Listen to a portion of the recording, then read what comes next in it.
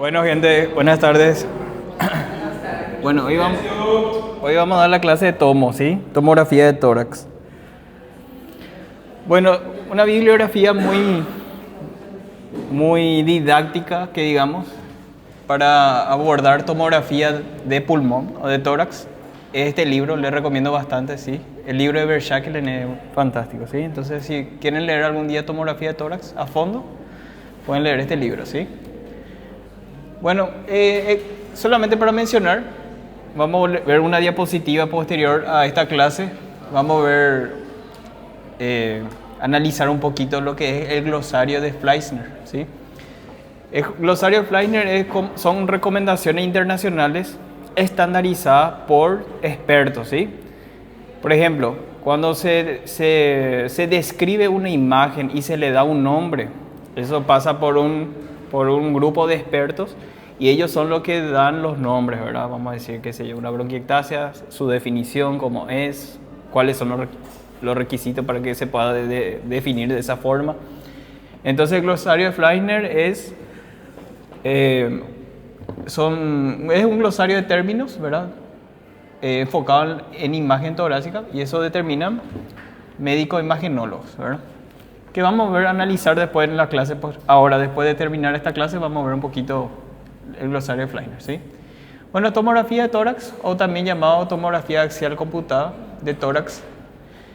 También seguramente que habrán escuchado TACAR de tórax, ¿sí? Tomografía, ¿verdad?, de alta resolución, ¿sí? Tomografía axial computada de alta resolución. ¿Cuál es la diferencia entre tomografía simple y la tomografía computada de alta resolución? ¿Alguien sabe? Resolución más corta.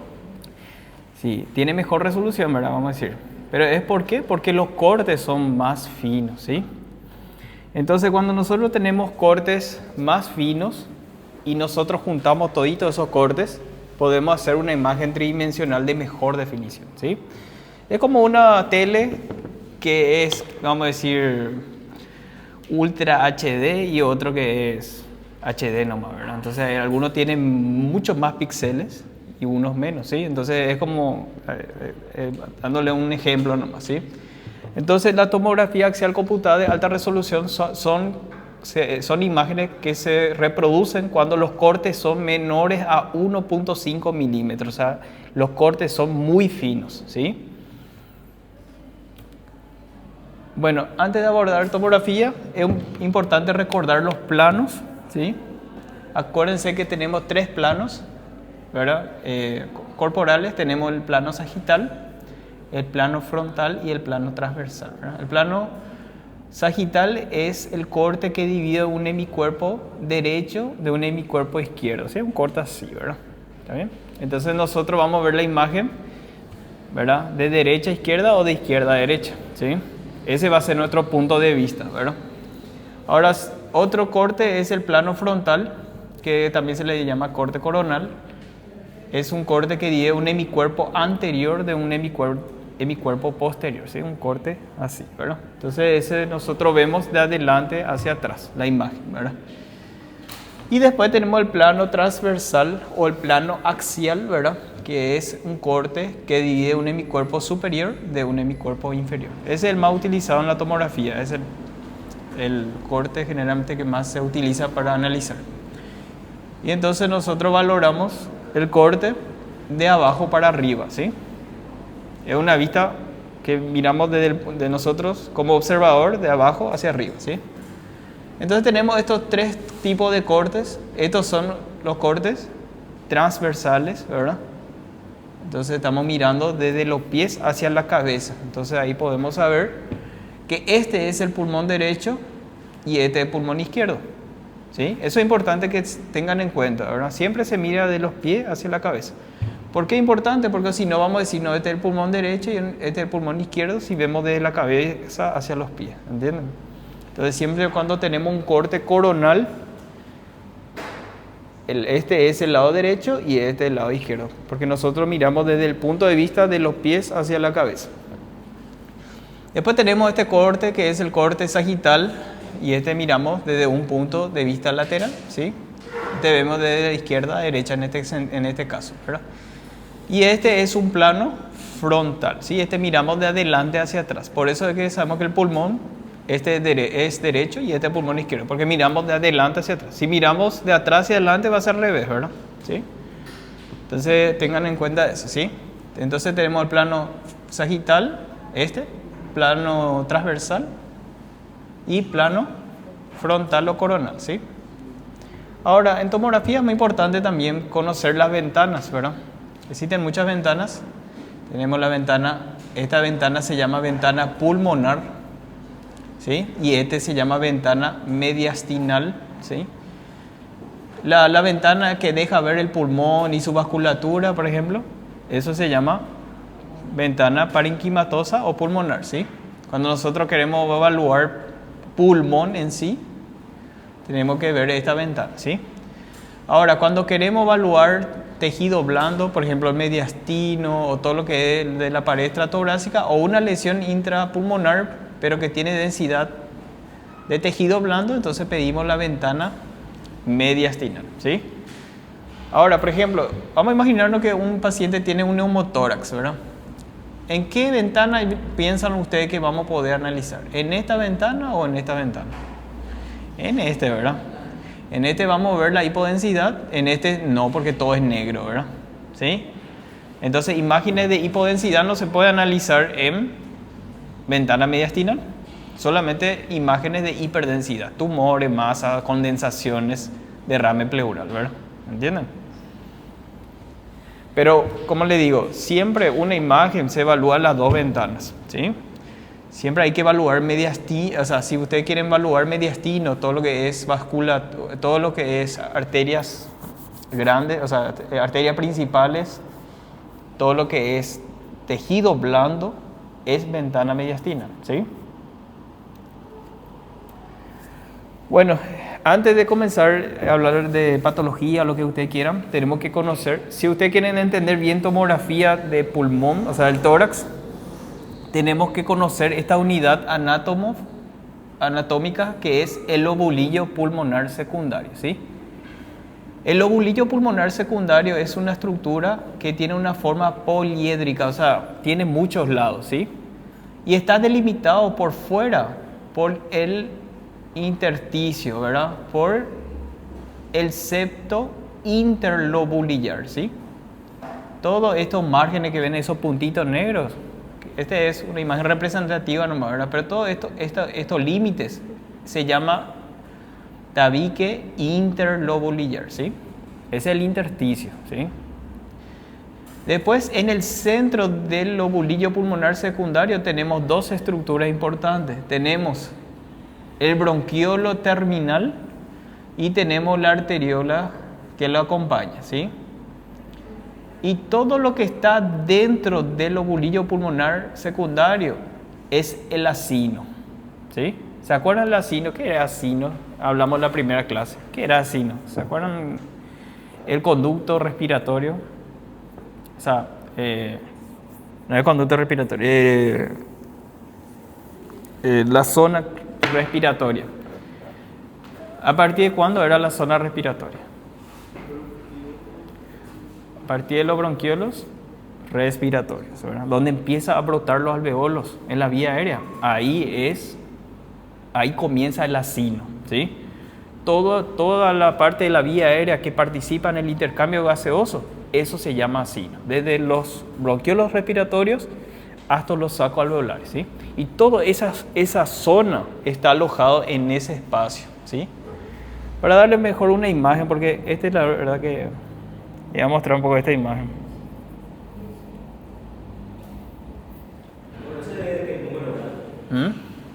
Ese de la generación 17 comienzan los bronquiolos respiratorios, ¿sí? Y entonces el lobulillo pulmonar secundario es esta zona, ¿sí? En el medio dijimos que tenemos al bronquiolo terminal, y acá el bronquiolo terminal va a pasar a ser bronquiolo respiratorio, conducto alveolar y saco alveolares, las divisiones, y va a rellenar toda esta zona, ¿sí? Entonces los acinos van a estar todos dentro del lobulillo pulmonar secundario, ¿sí? Entonces en el centro tenemos esas dos estructuras. ¿Por qué es importante? Porque a veces tenemos nodulillos centrolobulillares y sabemos que es por afectación de estas dos estructuras, ¿sí? Bueno, entonces el límite está dado por el septo interlobulillar, ¿sí? Que separa un lobulillo pulmonar secundario de otro lobulillo pulmonar secundario, ¿sí? ¿Y qué tenemos dentro del septo interlobulillar? Tenemos el el sistema linfático, ¿sí? Tenemos a las vénulas que pasan por ahí, ¿sí? Y tenemos toda la estructura del intersticio, ¿sí? Entonces, vasos linfáticos, a las venas pulmonares, ¿sí? Recorren ese espacio, ¿sí? ¿Está bien? Y acá dentro de esta zona tenemos el acino, ¿sí? O sea, conducto, bronquiolo respiratorio hasta los sacos alveolares. Están todos alojados acá adentro. Y después tenemos los septos intralobulillares, que son una extensión del intersticio que entra dentro del lobulillo pulmonar secundario, ¿sí? Son extensiones intersticiales, o sea, del intersticio que entra, ¿sí? ¿Entendieron el lobulillo pulmonar secundario? Ahora, el lobulillo pulmonar secundario no se tiene que ver en la tomografía, ¿sí? En una tomografía normal, en un pulmón sano, no se tiene que ver, no se puede determinar, ¿sí? Solo se determina, por ejemplo, es un pulmón patológico, ¿verdad? ¿Ven cómo se divide acá un lobulillo pulmonar secundario de otro? Está bien delimitado, ¿verdad? ¿Y por qué está delimitado? Porque esto se demarca muy bien, sus límites. ¿Y por qué los límites se demarcan muy bien? Porque hay un engrosamiento del intersticio, ¿sí? Eso, por ejemplo, es una intersticiopatía, ¿sí? Entonces se ve bien los lobulillos pulmonar secundarios. Por ejemplo, esto no es normal que se vea, ¿sí? Nosotros no deberíamos ver estos márgenes, tendría que ser tan fino que sea imperceptible. ¿Sí? ¿Entendieron lo que les explicó? Los lobulillos pulmonares secundarios existen, o sea, el pulmón está lleno de lobulillos pulmonares secundarios, pero no se tienen que ver en la tomografía. Si se ve en la tomografía es porque hay algo patológico, ¿sí? Sobre todo hay engrosamiento del intersticio. El intersticio. ¿Y por qué hay engrosamiento del intersticio? ¿Por qué motivo podría haber? ¿Qué había en el intersticio? Vénulas, venas pulmonares, vasos linfáticos o toda la matriz extracelular. Entonces puede ser o por una congestión de las venas pulmonares, puede ser por compromiso de los vasos linfáticos, o puede ser por un aumento de la matriz extracelular dentro del intersticio, ¿verdad? Por ejemplo, es una necropsia de un pulmón, ¿verdad? Y como pueden ver aquí, es un lobulillo pulmonar secundario. ¿Ven cómo se ve bien esto? ¿Cómo está? El 1 es el septo interlobulillar. Que está acá, ¿qué ustedes piensan que es? ¿Qué está en el medio? ¿Qué piensan que es? Y acá hay otra estructura.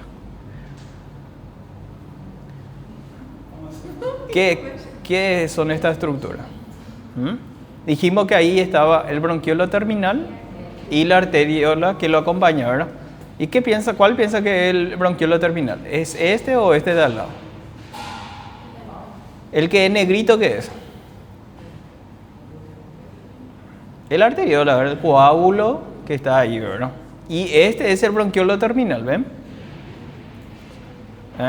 Este es el bronquiolo terminal, esta cosa redondita acá, ¿sí? Y todo lo que hay adentro es el acino, ¿verdad? Son los acinos, la cantidad de acino que hay, ¿verdad? ¿Está bien? Y ven cómo acá en este pulmón, en esta necropsia, por ejemplo, se delimita bien el lobulillo pulmonar secundario. ¿Ven cómo se ve bien? ¿Ven cómo la flecha demarca un lobulillo pulmonar secundario? Demarca porque es patológico, ¿verdad? No tendría que ser ahí, así. ¿Entienden? ¿Tienen alguna duda hasta ahí? Bueno, entonces, así para ver si ya entendieron. El lobulillo pulmonar secundario es una estructura anatómica.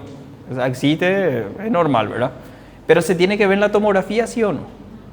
no, porque si se ve es porque los márgenes están comprometidos, o sea, están engrosados. Entonces se ve el lobulillo pulmonar secundario, ¿sí? O sea, si se ve el lobulillo pulmonar secundario bien delimitado, es porque es patológico, hay un compromiso intersticial, ¿sí? En primer lugar, ¿está bien? Entonces, no debería de verse, ¿está bien? Pero ¿por qué yo le muestro? Porque ahora vamos a ver. Por ejemplo, si tenemos afectación de la región centrolobulillar, ahí vamos a ver que son estas dos estructuras afectadas. Si tenemos afectación del acino, vamos a ver imágenes en esta región, y si vemos compromiso del septo interlobulillar, vamos a ver imágenes de esa zona también, ¿verdad? Bueno, esto nos vimos en la primera clase, que el intersticio se divide en tres partes, ¿verdad? El tejido conectivo periférico, que es el tejido conectivo subpleural, ¿sí? Después tenemos el tejido conectivo axial, que le da soporte a toda la estructura que entran dentro del ilio, sobre todo los grandes vasos, el bronquio fuente derecho y lo que sea, o sea, los bronquios fuentes y sus divisiones. Y tenemos el tejido conectivo parenquimatoso, es el que le da sostén a todos los acinos, ¿sí? ¿Está bien? El bronquiolo respiratorio, conducto alveolar y saco alveolares están todos recubiertos por un intersticio, que es el intersticio o el tejido conectivo parenquimatoso, ¿está bien? Tres partes se divide el tejido conectivo, ¿está bien? Bueno, hablándole de los cortes, vamos a empezar a hablar de los cortes de la ventana mediastinal.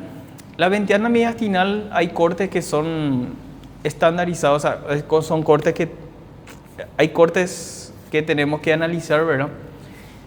Y los cortes estándar para análisis es en esta zona, que es la transición cérvico-torácica.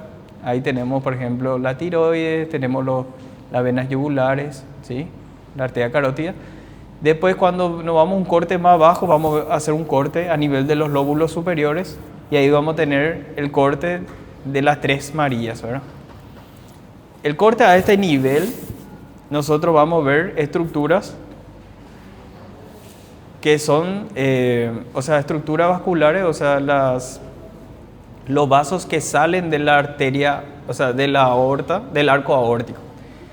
¿Se acuerdan que el arco aórtico, verdad? En la aorta ascendente se vuelve en arco aórtico para volverse a aorta descendente. Y en esa curvatura salen tres vasos importantes, ¿verdad? ¿Sí? Y esas tres arterias que salen de esa estructura del arco aórtico se ven en este corte, y por eso se llama la imagen de tres Marías. Ahí tenemos el tronco branquiocefálico, la arteria carótida común izquierda y la arteria subclavia izquierda, ¿sí? Esas tres arterias vemos nosotros en ese corte. Entonces, siguiendo esa lógica, si hacemos un corte más abajo, ¿dónde vamos a hacer el corte? A nivel del arco aórtico, ¿verdad? ¿Sí? Que sería esto, ¿verdad? Este que tiene en forma de coma es el arco aórtico. Esta es la imagen de las tres Marías, ¿verdad? Que son las tres arterias que vienen del arco aórtico. Entonces, cuando nos vamos más abajo, ya vamos a ver el corte del arco aórtico, ¿sí? Como ven aquí, ¿sí? Este es el arco aórtico, ¿sí? Después, si nos vamos más abajo, ¿qué vamos a ver ahí? Si hacemos un corte del arco aórtico y nos vamos más abajo, vamos a hacer un corte de la aorta ascendente y la aorta descendente, ¿sí? Sí, porque... a ver...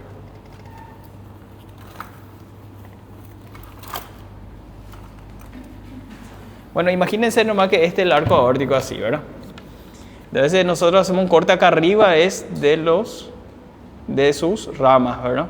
Y si hacemos un corte acá a nivel de esta zona, es el arco aórtico. Y si hacemos más abajo, vamos a ver la aorta ascendente y la aorta descendente, ¿sí? ¿Entienden? Y así son los cortes, ¿verdad? Vamos abajo y ahí vemos la aorta ascendente y después la aorta descendente. Y después, si nos vamos más abajo, vamos a hacer un corte a nivel ya de las arterias pulmonares, ¿sí? Que son muy importantes de evaluar, ¿sí? En ventana mediastinal. Y ahí vemos la arteria pulmonar, el tronco de la arteria pulmonar izquierda, que está un poquito más arriba que la derecha, y después más abajo vamos a ver la arteria pulmonar derecha, que pasa por detrás de la aorta ascendente, ¿sí? Entonces, este tronco de la arteria pulmonar izquierda, y un corte un poco más abajo vamos a ver la arteria pulmonar derecha, que pasa por detrás de la aorta ascendente, ¿sí? Y si nos vamos más abajo, ya vamos a ver los cortes a nivel de las cámaras cardíacas, ¿verdad? Ahí vamos a ver un corte, por ejemplo, en este es el corte de las 4 cámaras, ¿verdad? Ahí vemos el ventrículo derecho, ventrículo izquierdo, aurícula izquierda y aurícula derecha, ¿sí? Y un corte más abajo ya sería a nivel de la transición tóraco-abdominal, ¿verdad? Ahí vemos hígado y ahí ya vemos estructura ya del abdomen superior, ¿sí? Hígado, estómago, vaso, ¿sí? La vena cava inferior, la aorta abdominal ya pasa a ser ahí, ¿verdad? La aorta torácica, la aorta descendente ya pasa a ser la aorta abdominal en esta zona, ¿verdad? Y ahí tenemos el tronco celíaco, bla, bla, ¿verdad? Muy bien. Y bueno, eso es la ventana mediastinal, ¿verdad? Esos son los cortes más importantes que nosotros evaluamos en el a nivel del mediastino. Acá a nivel de la transición cervicotorácica, a nivel de la imagen de las 3 Marías, que son las ramas de la aorta, el tronco, el arco aórtico. Después ya es a nivel del arco aórtico el corte, después a nivel de los vasos pulmonares, o sea, de las arterias pulmonares, después ya es cámaras cardíacas y después ya es tóraco-abdominal, ¿verdad? Corte tóraco-abdominal, ¿sí? Bueno, pueden ver así como a nivel de dónde, en la radiografía y cómo se ve, ¿verdad? A nivel de este corte se ve la imagen de las 3 Marías, ¿sí? De los lóbulos superiores, de los vértices, ¿sí? Un poco más abajo, a este nivel, si cortamos, vamos a ver el tronco el callado aórtico, ¿verdad? Un poco más abajo vamos a tener las arterias pulmonares, después más abajo ya las cámaras cardíacas, ¿verdad? Muy bien, y ahora sí vamos a empezar topografía. Bueno, en radiografía nosotros dijimos que lo que nosotros veíamos más blanco se decía radio opaco y lo que se veía más negro se dice radio lúcido, ¿sí? En tomografía sus términos cambian un poquito, ¿verdad? En vez de ser radio opaco es hiperdenso y en vez de ser radio lúcido es hipodenso. Hiper o hipodenso. Cuando más blanco, hiper, y cuando más negro, hipodenso, ¿verdad? ¿Está bien? Para entender un poquito, para analizar un poco las imágenes, nosotros tenemos que saber qué es lo que es normal para saber lo que es patológico, ¿verdad? Entonces, cuando nosotros vemos una tomografía, tenemos que entender que el pulmón tiene esta densidad, que es una densidad medio grisácea, y para que tenga esta densidad, hay unos variables que influyen en esta densidad, ¿verdad? Por ejemplo, el tejido pulmonar influye en la densidad, ¿sí? ¿Qué quiere decir tejido pulmonar? Así para explicarle bastante sencillo, imagínense un globo, ¿sí? Imagínense que el globo es un alveolo, ¿sí? Si nosotros inflamos el globo y metemos aire dentro del globo, el globo se va a inflar y se va a distender, ¿verdad? Y la pared del globo, o sea, el globo en sí, es la pared alveolar, ¿sí? Cuanto más aire metemos, ¿qué pasa con la pared del globo o la pared alveolar? Se va afinando, ¿verdad? Se va afinando, afinando, afinando. Y cuando más aire entra, se va afinando más y se ve más translúcido el globo, ¿sí? Entonces, ¿qué pasa con el tejido pulmonar ahí? Disminuye, ¿sí? Disminuye el grosor del tejido pulmonar, ¿entienden? Ahora, cuando nosotros sacamos el aire, sacamos, el globo empieza a adquirir un color más fuerte, ¿verdad? ¿Por qué? Porque ya aumenta el grosor del globo, ¿sí? Entonces la pared alveolar empieza a volverse más grueso. Entonces empieza a aumentar el tejido pulmonar, ¿sí?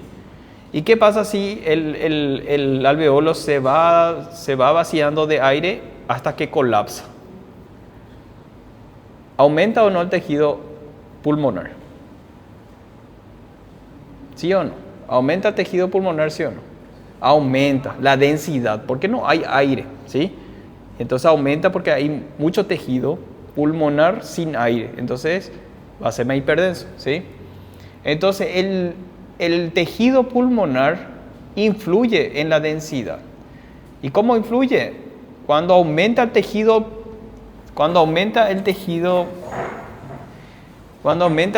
pulmonar, esta parte, cuando aumenta esto, disminuye el aire, ¿sí? ¿Entienden? Cuando aumenta el tejido pulmonar, disminuye el volumen de aire, entonces la imagen se va a ver más blanco, ¿sí? Ahora, ¿qué pasa si el tejido pulmonar disminuye? Es porque el aire aumenta más. Entonces, ¿qué pasa ahí? La imagen se va a volver más negra. Y eso es lo que pasa en el enfisema. En el enfisema aumenta mucho el aire dentro del enfisema. Disminuye el tejido pulmonar porque hay destrucción alveolar, pero aumenta mucho el aire, ¿sí? Entonces, por eso la imagen se ve más negra, más hipodensa, ¿sí? ¿Entienden? Entonces, con relación al tejido pulmonar, si aumenta el tejido pulmonar, se va a ver más blanco. Si disminuye el tejido pulmonar, se va a ver más negro. Generalmente así, para entender bien, vamos a darle un poco una numeración, ¿verdad? Imagínense que el tejido pulmonar y el flujo sanguíneo dentro de los vasos sanguíneos, eso constituye un 25% de la densidad, ¿sí? Ahora, el aire constituye el 75%. O sea, para que nosotros tengamos un pulmón así de gris, en la tomografía tiene que haber 25% de tejido pulmonar y vaso sanguíneo y 75% de aire, ¿sí? Para que se vea así de gris, que es lo normal, ¿sí? ¿Está bien? Entonces el tejido pulmonar, si aumenta la densidad. Si disminuye el tejido pulmonar, disminuye la densidad. Los vasos y el flujo sanguíneo, o sea, toda la sangre que pasa dentro de los vasos sanguíneos, la misma cosa que el tejido pulmonar. Si aumenta el flujo sanguíneo, aumenta la densidad, se ve más blanco. Si disminuye el flujo sanguíneo, se ve negro, se ve más oscuro, más hipodenso. Y con relación al volumen de aire, es inversamente proporcional a lo que mencionamos anteriormente. Cuando aumenta mucho el aire, disminuye la densidad y se ve más negro. Y cuando disminuye el volumen de aire, se ve más blanco, más hiperdenso. ¿Entendieron más o menos? ¿Sí? Ahora vamos a analizar cada uno, ¿verdad? Entonces de ahí surgen los patrones tomográficos, ¿verdad? Tenemos las imágenes que son, o sea, tenemos los patrones de hiperdensidad, tenemos los patrones de hipodensidad y después tenemos los patrones lineares y nodulares, ¿sí? Vamos a empezar con el patrón de aumento de la atenuación pulmonar o el patrón de hiperdensidad o hiperdensidad, ¿verdad? Ahí tenemos varios tipos, tenemos el patrón de vidrio esmerilado, tenemos el patrón de pavimento loco, la condensación pulmonar, tenemos el nódulo versus tumor y tenemos los micronódulos, ¿sí? Ustedes ya escucharon el patrón de vidrio esmerilado. ¿El vidrio esmerilado escucharon ya una vez en tomografía? ¿Sí? ¿Y a qué usted saben más o menos qué era el vidrio esmerilado? ¿Cómo se ve la imagen de vidrio esmerilado? Con sus palabras, se ve más blanco, ¿verdad?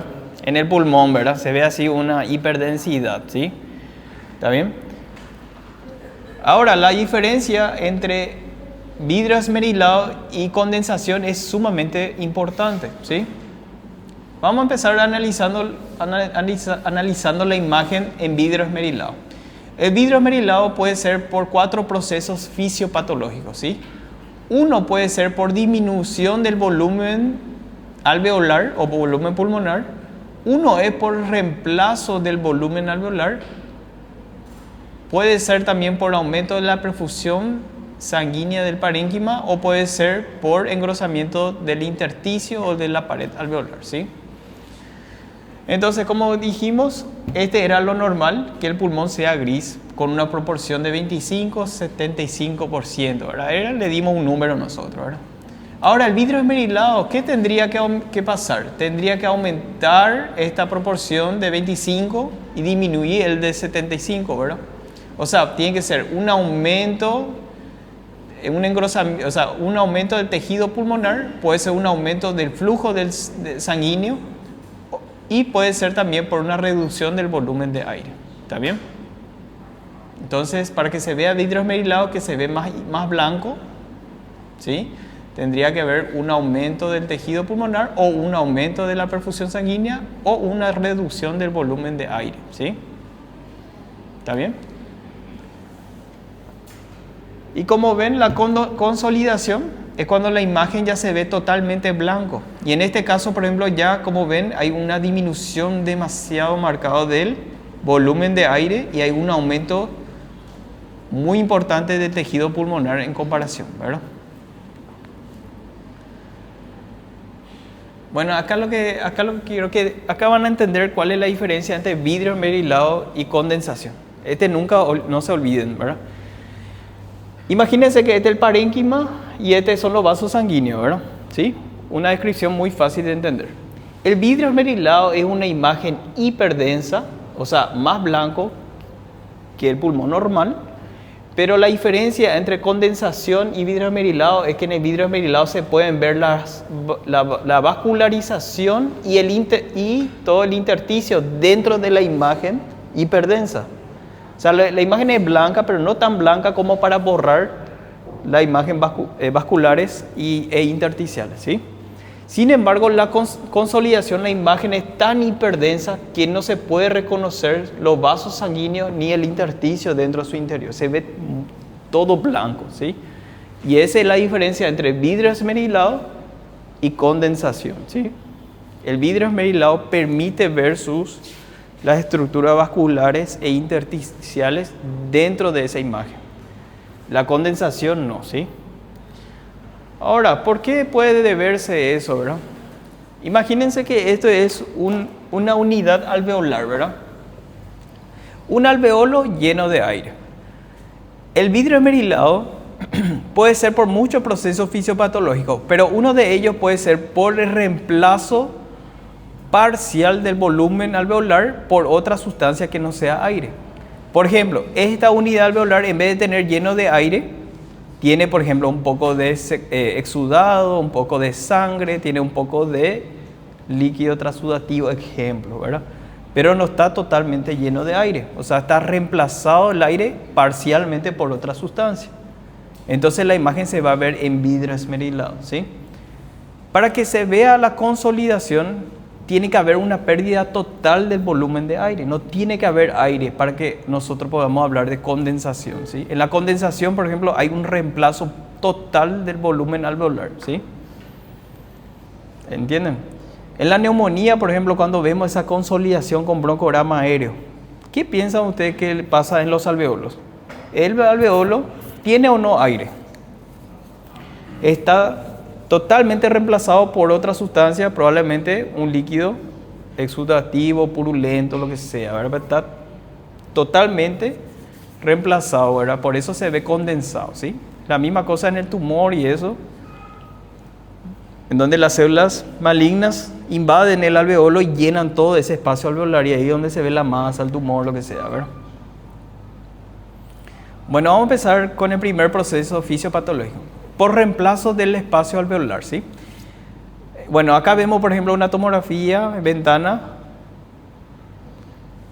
pulmonar, ¿verdad? Un corte axial o transversal y vemos aquí unos focos, ¿verdad? De hiperdensidad y si queremos ser más precisos, en vidrio esmerilado, ¿sí? Polifocales, o sea, hay varios focos en ambos pulmones, ¿sí? ¿Y por qué a esto yo no le llamo, esto es una consolidación pulmonar? ¿Es una consolidación o no? ¿Por qué? No es, ¿Cuál era la diferencia? Sí, ven como acá, por ejemplo, este es un foco de vidrio esmerilado, pero ven cómo se ve la arteria acá adentro y se ve el intersticio también adentro, ¿sí? O sea, dentro de la imagen hiperdensa se ve la estructura todavía vasculares e intersticiales. Entonces, este es una imagen en vidrio esmerilado. Ahora, este, por ejemplo, es un ejemplo de una neumonía por Pneumocystis jirovecii, ¿sí? Es un germen oportunista que no produce mucha purulencia. Entonces, el alveolo, ¿qué pasa? ¿Qué usted piensa que pasa dentro de las unidades alveolares de este vidrio esmerilado? ¿Qué pasa usted? ¿Qué usted piensa que pasa ahí? ¿Qué piensan? ¿Qué pasa? Uno, ¿perdió volumen de aire, sí o no? Sí. ¿Perdió porque fue reemplazado o porque perdió nomás volumen de aire? Si es en el contexto de una neumonía, probablemente se reemplazó parcialmente por tejido, por líquido exudativo o por pus, ¿verdad? Lo que sea, ¿verdad? ¿Entienden? Entonces lo que pasa como esto, ¿verdad? Seguramente que los alveolos se llenaron de secreciones dentro, pero no se llenaron completamente. Entonces por eso se ven vidrios, ¿verdad? Entonces eso es lo que pasa aquí, ¿verdad? Por eso, ahí está el término que vamos a dar después de neumonía, adquirida la comunidad, neumonía típica, por ejemplo, ¿verdad? La neumonía típica no existe, lo que existe es neumonía por gérmenes atípicos. Y los gérmenes atípicos generalmente no producen mucha purulencia. Entonces generalmente produce mucha lesión en vidrio esmerilado. Pero ¿cuál es el problema? Que en la radiografía no se ve el vidrio esmerilado. Entonces hay una incongruencia entre la clínica y la imagen, ¿sí? Y por eso le llaman a la neumonía atípica a esos casos, ¿verdad? ¿Entienden? Pero ¿es una neumonía sí o no? Sí. Cuando hay compromiso alveolar, entonces ahí hablamos de origen infeccioso, ahí hablamos de una neumonía, ¿verdad? Bueno, acá tenemos otro ejemplo. Este se llama patrón de crazy paving o patrón de pavimento loco o patrón de empedrado, como le quieran llamar. Acá toda esta zona es vidrio esmerilado, ¿sí? Toda esta zona es vidrio esmerilado. Vidrio esmerilado porque se ve toda la estructura intersticial, ¿verdad? Y acá le quería preguntar, ¿ustedes ven los lobulillos pulmonares secundarios acá? ¿Se ve o no los lobulillos pulmonares secundarios? Miren, acá por ejemplo se ve demasiado bien. Miren cómo está delimitado acá. ¿Ven? Estos son los lobulillos pulmonares secundarios. Y lo que le quería comentar, el lobulillo pulmonar secundario es más grande, de mayor tamaño en la periferia. Y a medida que nos vamos hacia el medio, ¿sí? En el centro, los lobulillos pulmonares secundarios se van volviendo más pequeños, más compactos, ¿sí? Acá por eso, esto por ejemplo, estos son todos los lobulillos pulmonares secundarios. O sea, vean, no el puntero rojo, el puntero blanco, ¿sí? Esto que yo les muestro acá, ¿ven? Estos son toditos lobulillos pulmonares secundarios. Bueno, el patrón de crazy paving, entonces, aparte de que hay un reemplazo parcial del volumen alveolar, el patrón de crazy paving tiene tres características. Uno es el vidrio esmerilado. Dos es el engrosamiento del septo interlobulillar. Y tres es el engrosamiento del septo intralobulillar. O sea, tenemos un compromiso intersticio alveolar, ¿sí? Ahora, ¿qué enfermedades producen este tipo de patrones? Hay muchas enfermedades, pero hay una enfermedad que la imagen de esa enfermedad, o sea, la imagen de esa enfermedad siempre es crazy paving, que es la proteinosis alveolar. La proteinosis alveolar siempre da este tipo de patrón, ¿sí? Y otra característica que tiene el crazy paving es su distribución geográfica, está bien delimitada, ¿sí?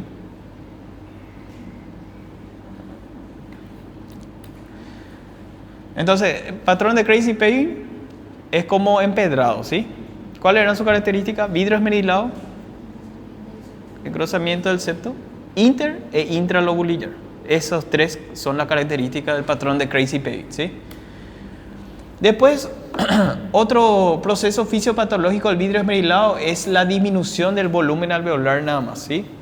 Vamos a ver un poco este caso. Este es una tomografía, ventana pulmonar, corte axial.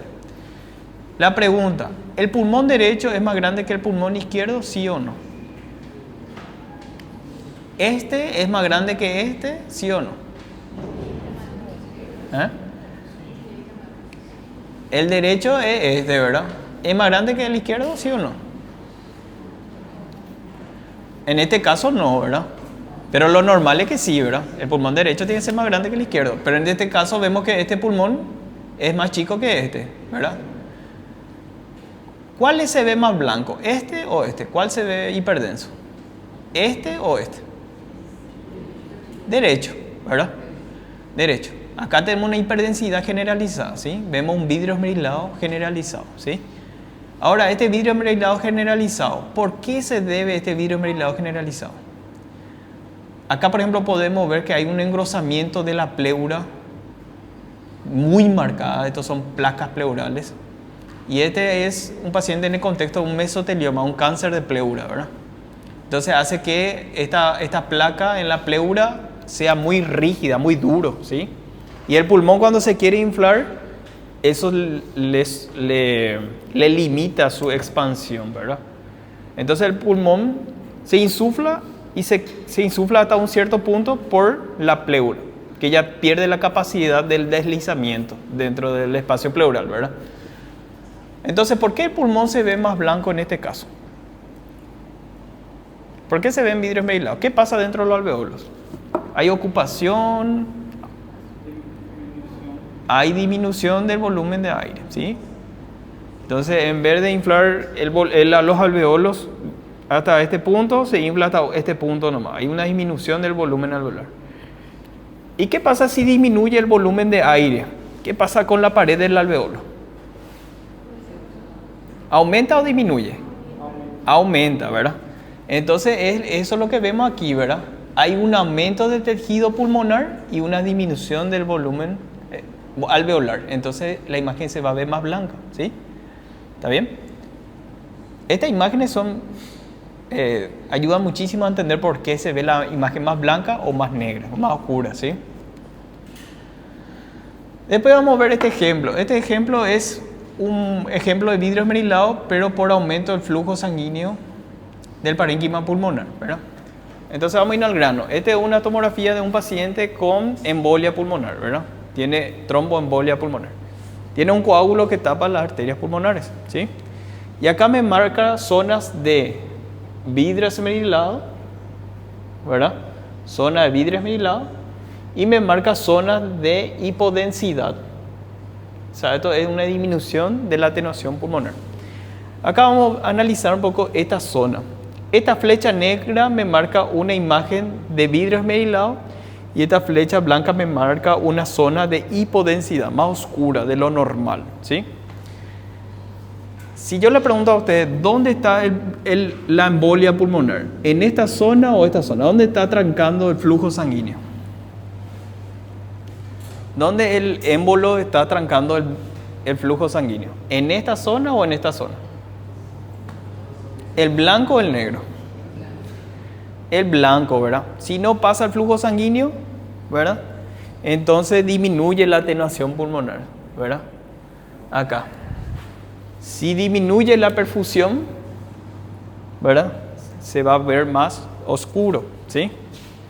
Ahora, ¿y por qué esta zona se ve entonces en vidrio esmerilado? ¿Por qué esta zona se ve en vidrio esmerilado? Acá, por ejemplo, hay una disminución del flujo sanguíneo. ¿Y en esta zona qué pasa? ¿Por qué aumenta la densidad en esta zona?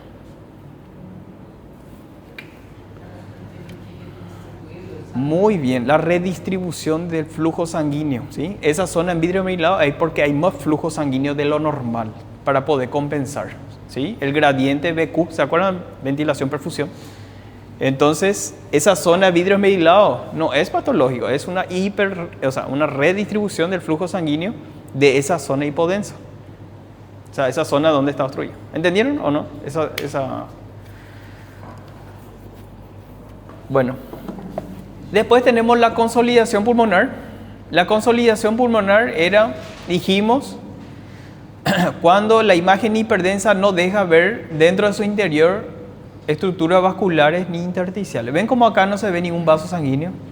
Solamente se ven imágenes de hipodensidad, que son las vías aéreas permeables todavía, con la columna aérea, ¿verdad? El broncograma aéreo, ¿verdad?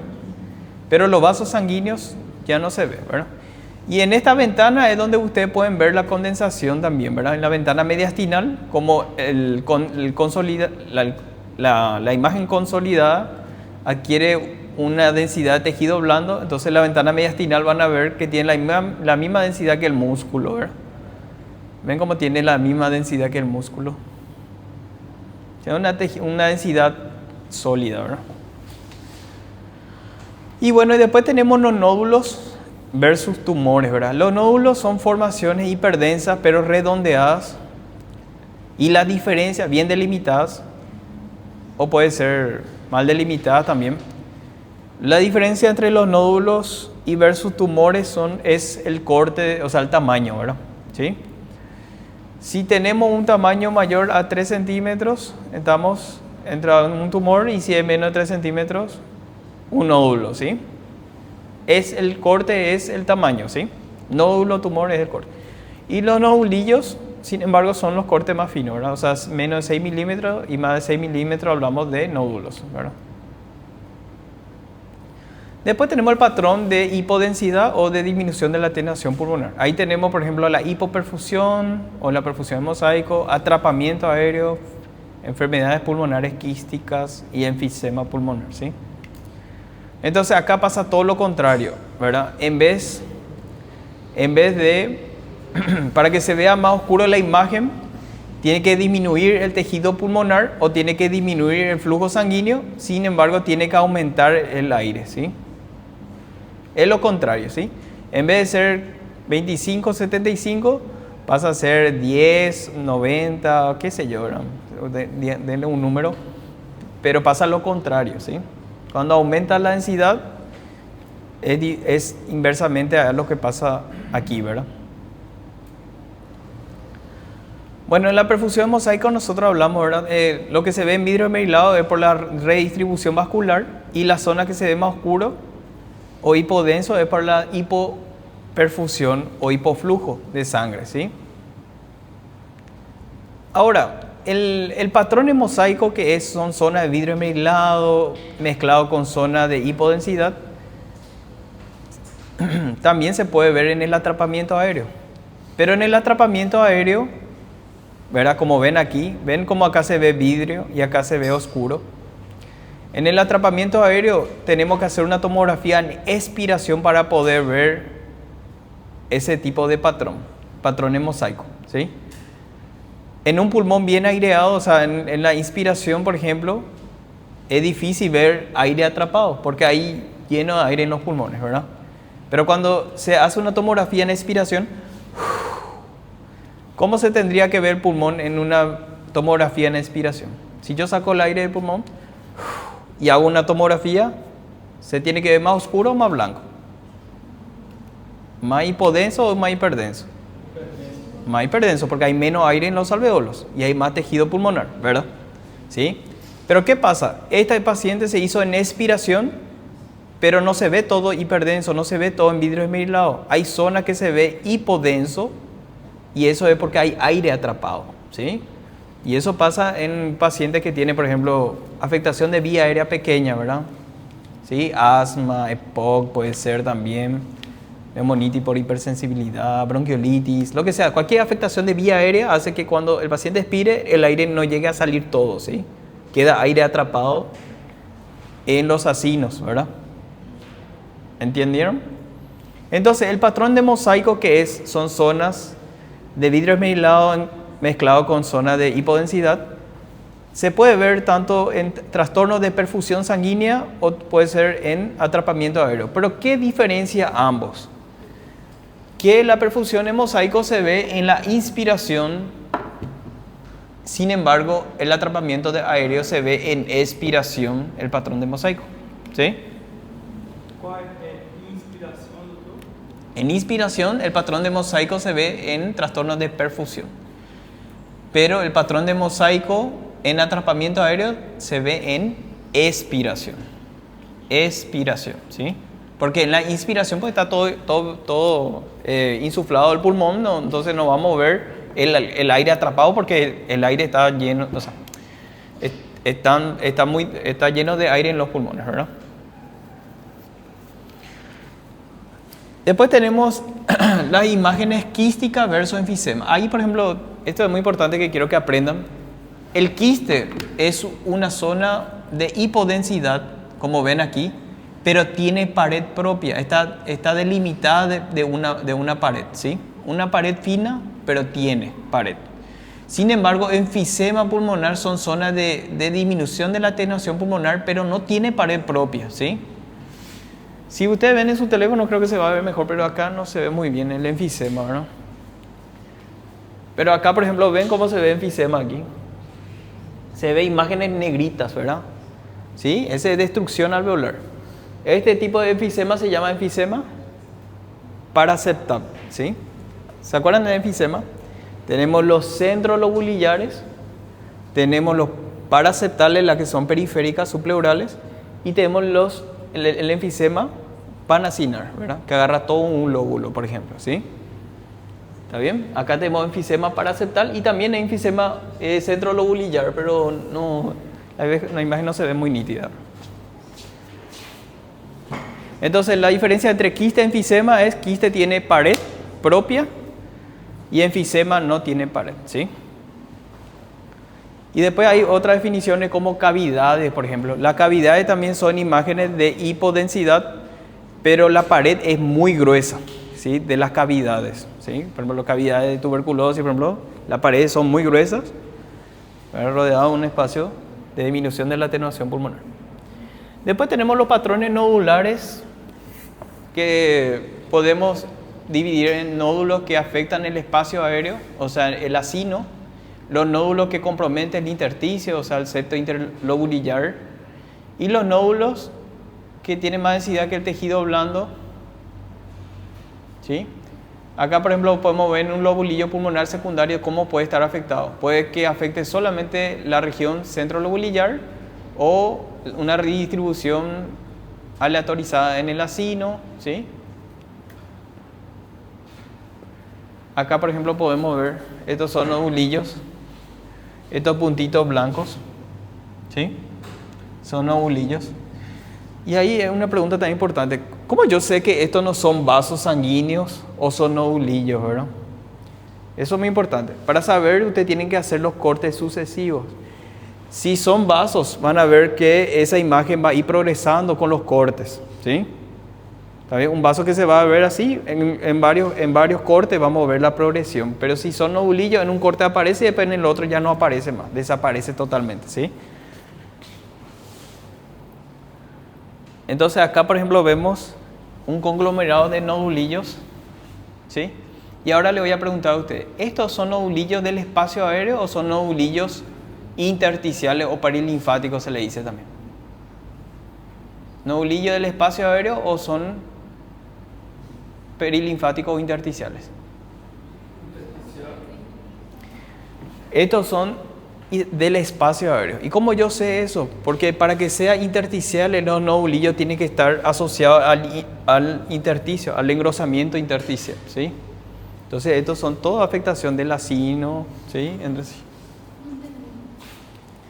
Que los nodulillos, lo que yo quiero que ustedes sepan es si el nodulillo es de esta zona o es de esta zona, ¿sí?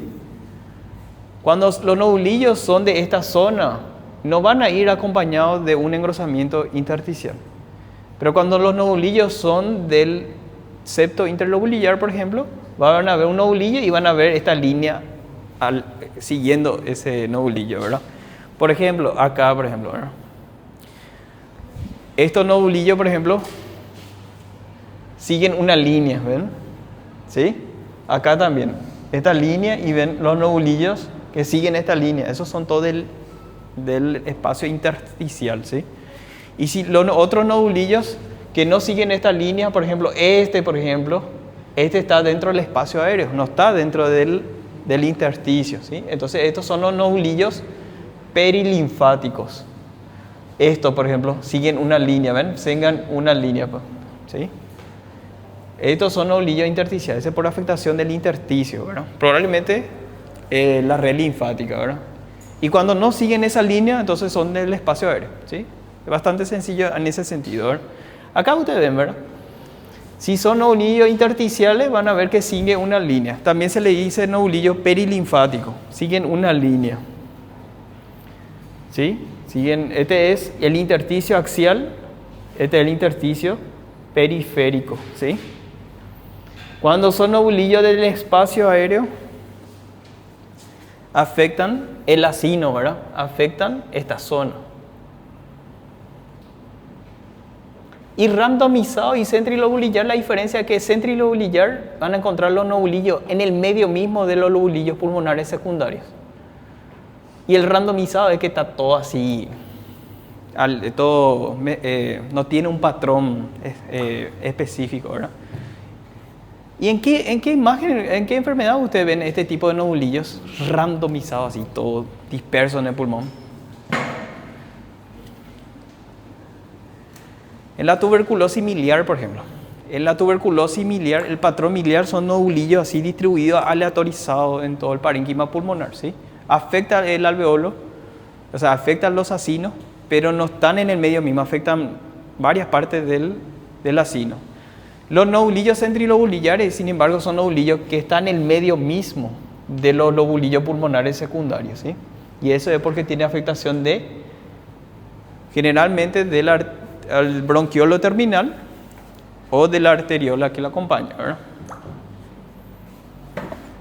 Y después tenemos los patrones lineares, ¿verdad? Este es un poco más complejo realmente. Tenemos varios tipos de patrones: líneas septales, líneas intralobulillares, que son el engrosamiento del septo intralobulillar, ¿verdad? Patrón reticular intralobular, línea de derivación centrilobular, engrosamiento del intersticio subpleural o peribroncovascular, y tenemos también las reticulaciones irregulares. Y este patrón seguramente ya habrán escuchado una vez, el patrón en panal de abeja, ¿sí?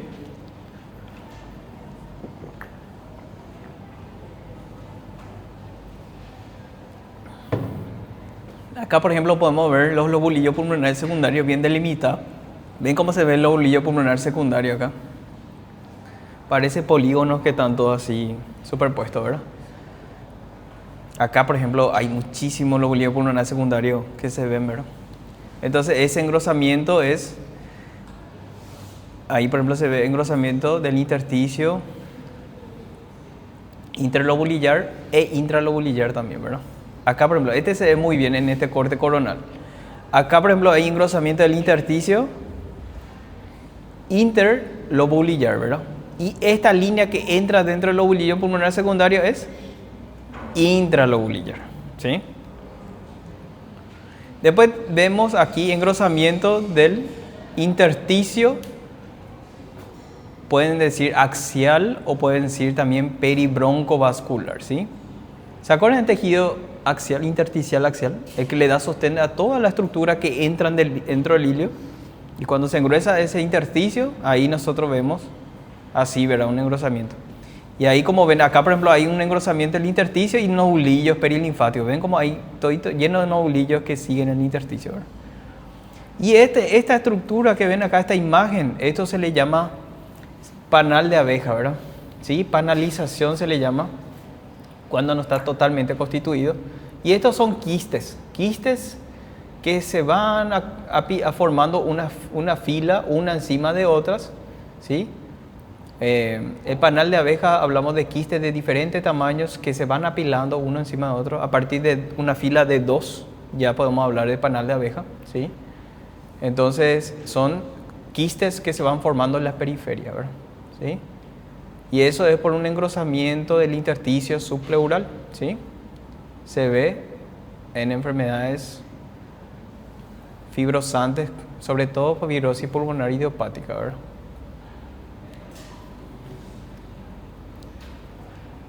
Bueno, ¿alguna duda que tengan? ¿O muchas dudas? Bueno, vamos a hablar un poquito. ¿Será que puedo usar esto un ratito? Es que me está apagando mi computadora. ¿Puedo sacar este? Un ratito. Sí, un ratito no. Bueno, vamos a ver un poquito, ya para terminar nomás. Vamos un poco a analizar el glosario de Fleischer. Bueno, entonces, ¿cuál es la ventaja de tener del glosario de Fleischer? Que haya conceptos uniformes, ¿verdad? O sea, que no haya muchas definiciones diferentes y que que no coincidan uno con el otro, ¿verdad? Precisión para nominar facilita la comunicación entre especialistas. Por ejemplo, si yo le llamo perro, vos le decís gato, le dice zorro, entonces no es lo mismo, ¿no? Tenemos que hablar del mismo idioma, ¿entienden? Entonces, por eso es importante las estandarizaciones, ¿sí? O sea, si yo te digo a vos un quiste, vos vas a entender que un quiste es una imagen hipodenso rodeado de una pared fina, ¿verdad? Si yo te digo, ¿entiendes de lo que estamos hablando? Una condensación, le hablamos de condensación, vidrio esmerilado, dijimos que vidrio esmerilado con todos los términos, ¿verdad? Pero si vos me decís vidrio esmerilado, vos le llamás la condensación, entonces ahí vamos a tener un problema entre nuestra comunicación. Entonces por eso la estandarización es muy importante, ¿sí? Bueno, esto no voy a hablarle, pero el acino, dijimos nosotros, que comienza a partir de los bronquiolos respiratorios y hasta los sacos alveolares. Todas esas divisiones que vienen después del bronquiolo terminal, o sea, terminando el bronquiolo terminal, todo lo que viene después es el acino, ¿verdad? Y generalmente hay de 3 a 25 acinos dentro del lobulillo pulmonar secundario, ¿sí? Entonces dijimos, esto ya no hace falta repetir, ¿verdad? Bueno, esto nosotros hablamos en la clase pasada, ¿verdad? El signo del aire creciente, ¿sí?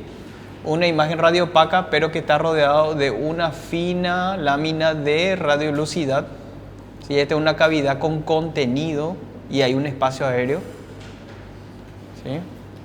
Esto se puede ver, por ejemplo, en la tuberculosis, secuelares de tuberculosis, aspergilomas, ¿verdad? Que ocupan ese espacio, o en la enfermedad de Wegener, una vasculitis que produce nódulos que cavitan después, o un cáncer que después cavita también. Apanalamiento es el patrón de panal de abeja, ¿verdad? ¿Sí? Es cuando hay múltiples quistes periféricos que se van apilando uno encima de otros.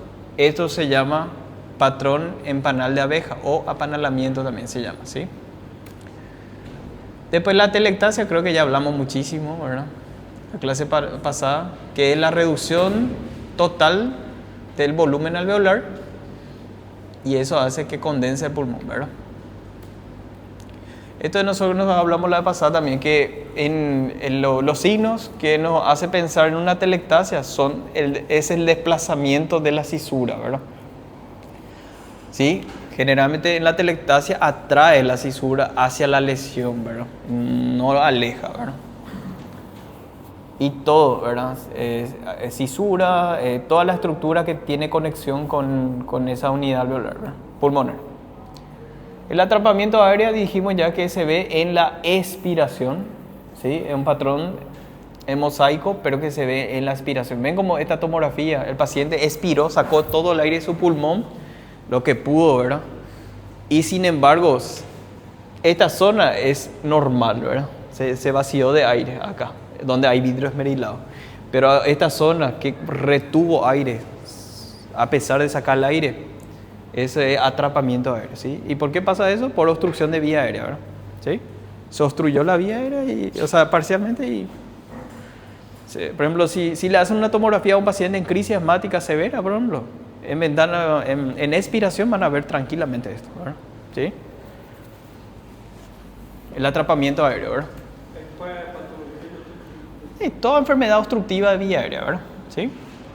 Por ejemplo, en una crisis asmática, por ejemplo, un paciente que está en crisis, si le hacen una tomografía en expiración van a ver mucho aire atrapado, ¿verdad? Que no puede salir por la obstrucción de la vía aérea, ¿verdad? Y cualquier patología que da obstrucción de vía aérea, muchísimas patologías son obstructivas, ¿verdad? Bueno, después tenemos la banda parenquimatosa, sí, una fibrosis, un engrosamiento del intersticio periférico, ¿verdad? Con extensión, ¿verdad? hacia el ilio. Después tenemos el broncocele también, por ejemplo, dilataciones bronquiales con presencia de secreciones dentro de su interior. ¿Cómo se llama este signo en la radiografía? Muy bien, signo de dedo de guante, ¿sí? Bronquiectasia cargado de catarros, secreciones dentro de su interior. Acá, por ejemplo, se ve más o menos. ¿Esto qué es? Una condensación, ¿verdad? ¿O es vidrio esmerilado? ¿Qué es? ¿Una condensación, vidrio esmerilado? Condensación, sin duda alguna, ¿verdad? Una consolidación con broncograma aéreo, ¿verdad? ¿Y por qué dice broncocéntrico? Porque la consolidación rodea el ilio pulmonar. Cuando dice broncocéntrico quiere decir que la imagen o la afectación está hacia el centro, hacia el ilio, ¿sí? Broncocéntrico, hacia el centro, ¿sí? Eso nomás quiere decir, ¿sí? Bronquiolo, bueno, estructura normal, bronquiolito, es un nódulo bronquial calcificado, ¿sí? Periférico, canal. Broncoaéreo ya saben que es bronquiectasias, son dilataciones anormales de los bronquios, ¿sí? ¿Por qué esto yo no le llamo quiste, por ejemplo? Uno que el quiste tiene pared más fina generalmente, pero otro, sin embargo, es una estructura hipodensa rodeada de una pared, pero viene acompañado de un vaso sanguíneo. Entonces es una vía aérea, ¿verdad? Es una vía aérea dilatada de forma normal, ¿sí? La relación de la vía aérea y el vaso sanguíneo tiene que ser generalmente 2:1, ¿verdad? Cuando hay una desproporción de eso, entonces si es por ejemplo 4:1, por ejemplo el bronquio es mucho más grande que el vaso sanguíneo, estamos hablando de una dilatación anormal, ¿verdad? ¿Sí? Este por ejemplo signo del anillo en sello, ¿sí? Se le llama la bronquiectasia, signo del anillo en sello. Acá por ejemplo vemos una condensación que hace que dilate los bronquios, ¿sí? Ven, este es una condensación, ¿verdad? Y hace que y acá vemos también bronquiectasia, o sea, tenemos condensación con bronquiectasia. Entonces probablemente eso está traccionando los bronquios hacia afuera, ¿verdad? Entonces este se llama bronquiectasia por tracción, ¿verdad? ¿Sí? Acá por ejemplo tenemos bronquiolectasias, bronquioloectasia, ¿verdad? ¿Sí? Son los bronquiolos. Entonces la diferencia entre bronquiectasia y bronquioloectasia es ¿dónde está, verdad? Bronquiolectasias es más periférico, ¿verdad? Cerca de la pleura, ¿verdad? Esto no hablamos, la bulla, ¿verdad? La bulla es un espacio lleno de aire, ¿verdad? Una imagen hipodensa, ¿sí? Pero tiene pared propia, ¿sí? Una pared bien fina, menor a 1 milímetro, pero es siempre periférico. La bulla es periférico. Y eso es lo que a veces, realmente no es bulla, hay algo que se llama bleps, ¿sí? Son burbujas pequeñas, que es una de las causas de neumotórax primario, ¿verdad? ¿Sí? Los bleps subpleurales, cuando se perforan, o sea, cuando se rompen, producen un neumotórax espontáneo, ¿verdad? El casquete apical, que es la hiperdensidad o en este caso radiopacidad a nivel de los vértices. Después la cavidad, ¿verdad? La cavidad es una imagen con disminución de la atenuación, pero en este caso rodeado de una pared muy gruesa, muy gruesa, ¿sí? ¿Está bien? Y este centrilobular ya hablamos ya que es esta zona, ¿verdad? Donde está el bronquiolo terminal y la arteria centrilobular, ¿verdad? Condensación, crazy paving ya hablamos también, ¿verdad? ¿Se acuerdan? Vidrio emrilado, engrosamiento del intersticio interlobular, engrosamiento del intersticio intralobular también, ¿sí? Acá estos dos. Y se ven muchas enfermedades, pero sobre todo es una imagen muy característica de la proteinosis alveolar, ¿verdad?